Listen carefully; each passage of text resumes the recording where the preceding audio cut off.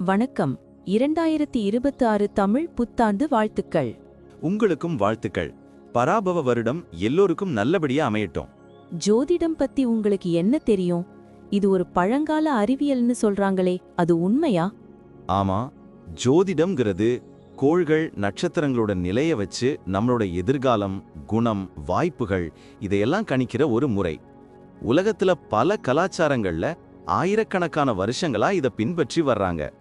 அப்போ வேத ஜோதிடம்னு ஒன்னு இருக்கே, அதுக்கும் இதுக்கும் என்ன சம்பந்தம்?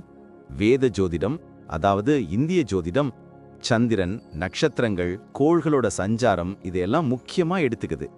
ஒவ்வொரு ராசி லக்னம், கிரக அமைப்பும் ஒருத்தரோட வாழ்க்கையில பலவிதமான தாக்கங்களை ஏற்படுத்தும். இது எல்லாமே அவங்கவங்க ஜாதகத்தை பொறுத்து அமையும். சரி, 2026 தமிழ் புத்தாண்டு, அதாவது பராபவ வருஷத்துல கிரக நிலைகள் எப்படி இருக்கும்? இதனால நமக்கு என்ன மாதிரி பலன்கள் கிடைக்கும்? அதை தான் இப்போ நம்ம பார்க்க போறோம். இந்த பராபவ வருஷத்துல 12 ராசிக்காரர்களுக்கும் என்னென்ன சிறப்பு பலன்கள் இருக்குன்னு ஜோதிட ரீதியா நம்ம பார்க்கலாம். ரொம்ப சுவாரஸ்யமா இருக்கே. இத தெரிஞ்சுக்கிறதுக்கு முன்னாடி நம்ம சேனலை சப்ஸ்கிரைப் பண்ணாதவங்க உடனே சப்ஸ்கிரைப் பண்ணிடுங்க. ஆமா, பெல் பட்டனையும் கிளிக் பண்ணி வச்சுக்கோங்க. அப்பதான் நம்ம போடுற வீடியோஸ் உங்களுக்கு உடனுக்குடன் நோட்டிபிகேஷனா வரும். சரி, வாங்க வீடியோக்குள்ள போலாம். 2026 துலாம் ராசிக்காரர்களுக்கு எப்படி இருக்க போகுதுன்னு தெரியுமா? தமிழ் புத்தாண்டு பலன்கள் ரொம்பவே சூப்பரா இருக்குதாம். அப்படியா? கேட்கவே சந்தோஷமா இருக்கே. என்னென்ன நல்ல விஷயங்கள் நடக்க போகுதா?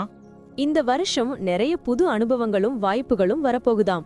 துலாம் ராசிக்காரங்க எப்பவுமே சமாதானமா நீதியா இருப்பாங்கல்ல, அதுவே அவங்களுக்கு ரொம்ப உதவுமாம். மனசுல அமைதியும் நிம்மதியும் இருக்கும்னு சொல்லிருக்காங்க. கேட்கவே நல்லா இருக்கே. புது முயற்சிகள்லாம் வெற்றி தருமா? கண்டிப்பா. புதுசா என்ன ஆரம்பிச்சாலும் சக்சஸ் ஆகுமாம். சமூகத்துல அவங்களோட மதிப்பு உயருமாம். ஆன்மீகத்திலையும் நாட்டம் அதிகமாகுமாம். மொத்தத்துல இந்த வருஷம் அவங்களுக்கு ரொம்பவே சாதகமா இருக்கும்னு சொல்லிருக்காங்க.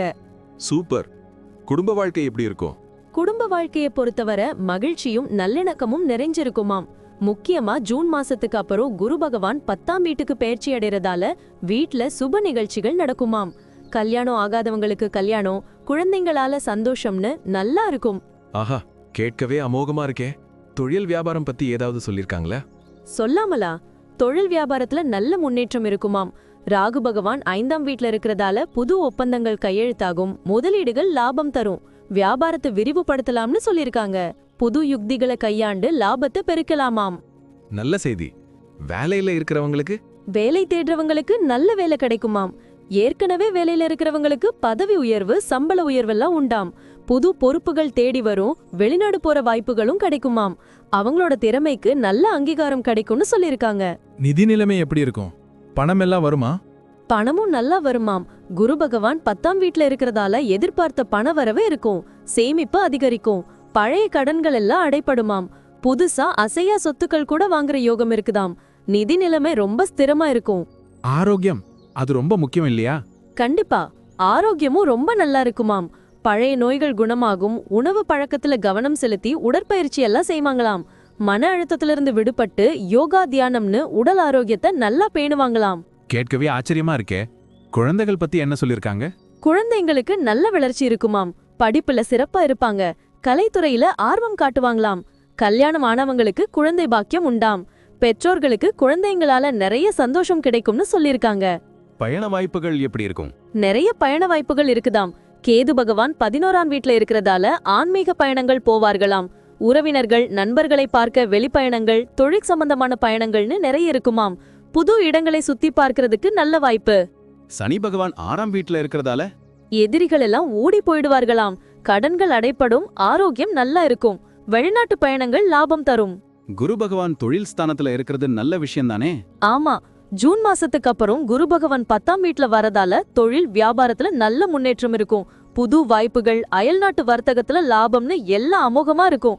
வெளிநாடு போய் தொழில் செய்யற வாய்ப்புகளும் வருமாம். ராகுவும் கேதுவும் எப்படி இருப்பாங்க? ராகு பகவான் 5ஆம் வீட்ல இருக்கிறதால குழந்தைங்களால மகிழ்ச்சி, புது படைப்பு திறன் எல்லாம் வெளிப்படும். கலைத்துறையில ஆர்வம் அதிகரிக்கும். காதல் விஷயங்கள்லயும் நல்ல முன்னேற்றம் இருக்குமாம். திடீர் பணவரவும் கிடைக்கலாம். கேது 11ஆம் வீட்ல இருக்கிறது லாபத்தை அதிகரிக்குமே? ஆமா, கேது பகவான் 11ஆம் வீட்ல இருக்கிறதால எதிர்பாராத லாபங்கள், நன்மைகள் எல்லாம் உண்டாம். சமூகத்துல செல்வாக்கு அதிகரிக்கும். செல்வம் சேரும், முயற்சிகள் எல்லாமே வெற்றியே தேடி தருமாம். அப்பன்னா மொத்தத்துல துலாம் ராசிக்காரங்களுக்கு 2026 ஒரு சூப்பர் வருஷமா இருக்கும் போல. கண்டிப்பா அற்புதமான ஆண்டாம். புது வாய்ப்புகள், சேலஞ்சஸ் எல்லாத்தையும் எதிர்கொள்ள தயாரா இருப்பாங்களாம். குடும்பத்திலையும் வேலையிலையும் சந்தோஷம், நிம்மதி நிலைச்சிருக்குமாம். எல்லா துறையிலையும் முன்னேற்றம் கண்டு எதிர்காலம் பிரகாசமா இருக்கும்னு சொல்லியிருக்காங்க. இந்த தகவல் எல்லாம் கேட்கவே ரொம்ப நம்பிக்கையா இருக்கு.